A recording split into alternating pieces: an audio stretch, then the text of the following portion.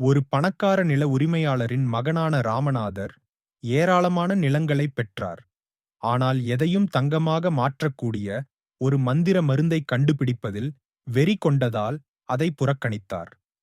இந்த மருந்தை தேடுவதற்காக அவர் தனது பணத்தையும் நேரத்தையும் செலவிட்டார். பெரும்பாலும் அவருக்கு உதவுவதாக உறுதியளித்தவர்களால் ஏமாற்றப்பட்டார். அவரது மனைவி மதுமதி அவரது வீண் செலவுகளால் அவர்களின் எதிர்காலத்தைப் பற்றி கவலைப்பட்டார். ஒருநாள் மகிபதி என்ற பிரபலமான முனிவர் நகரத்திற்கு வந்தார். ராமநாதர் அவரது சீடராகி மந்திர மருந்தைப் பற்றி அவரிடம் கேட்டார். அவருக்கு ஆச்சரியமாக முனிவர் அதைப் பற்றி தனக்குத் தெரியும் என்று கூறினார். ராமநாதர் வாழை செடிகளை நட்டு அவற்றுக்கு தானே தண்ணீர் ஊற்ற வேண்டும் என்று முனிவர் விளக்கினார். குளிர்காலத்தில் இலைகளிலிருந்து பனியை சேகரித்து சேமிக்க வேண்டியிருந்தது. 5 லிட்டர் பனியை எடுத்தவுடன் முனிவர் மந்திர வார்த்தைகளை உச்சரித்து பொருட்களை தங்கமாக மாற்றுவார். இந்த பணி நீண்டதாகவும் கடினமாகவும் தோன்றினாலும் ராமநாதர் முயற்சி செய்யத் தீர்மானித்தார். ராமநாதர் வீட்டிற்குச் சென்று பல ஆண்டுகளாக பயன்படுத்தப்படாமல் இருந்த தனது வயல்களை சுத்தம் செய்தார்.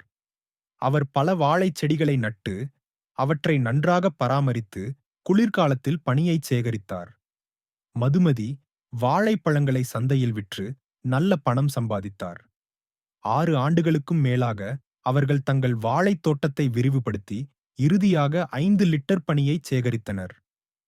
ராமநாதர் பனியை முனிவரிடம் எடுத்துச் சென்றார். அவர் ஒரு சடங்கு செய்து பாட்டிலை திருப்பிக் கொடுத்து ராமநாதரைச் சோதிக்கும்படி அறிவுறுத்தினார். ராமநாதர் ஒரு செப்பு பாத்திரத்தை தங்கமாக மாற்ற முயன்றபோது எதுவும் நடக்கவில்லை. ஏமாற்றப்பட்டதாக உணர்ந்த அவர் முனிவரை எதிர்கொண்டார். முனிவர் புன்னகைத்து மதுமதியை அழைத்தார்.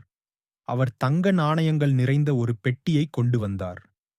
மந்திர மருந்து இல்லை என்று முனிவர் விளக்கினார். அவர்களிடம் இருந்த செல்வம் அவர்களின் கடின உழைப்பின் விளைவாகும். தோட்டத்தை பராமரித்து பழங்களை விற்று அவர்கள் இந்த பணத்தை சம்பாதித்தனர்.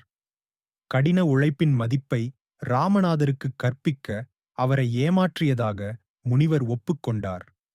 முனிவரின் வார்த்தைகளில் உள்ள ஞானத்தை உணர்ந்த ராமநாதர், உண்மையான செல்வம் மந்திரத்திலிருந்து அல்ல, முயற்சியிலிருந்து வருகிறது என்பதை புரிந்து கொண்டு தனது தோட்டத்தில் இன்னும் கடினமாக உழைத்தார். சுதாமூர்த்தியின் இந்தக் கதை உண்மையான செல்வத்தை உருவாக்குவதில் கடின உழைப்பு மற்றும் விடாமுயற்சியின் முக்கியத்துவத்தை கற்பிக்கிறது.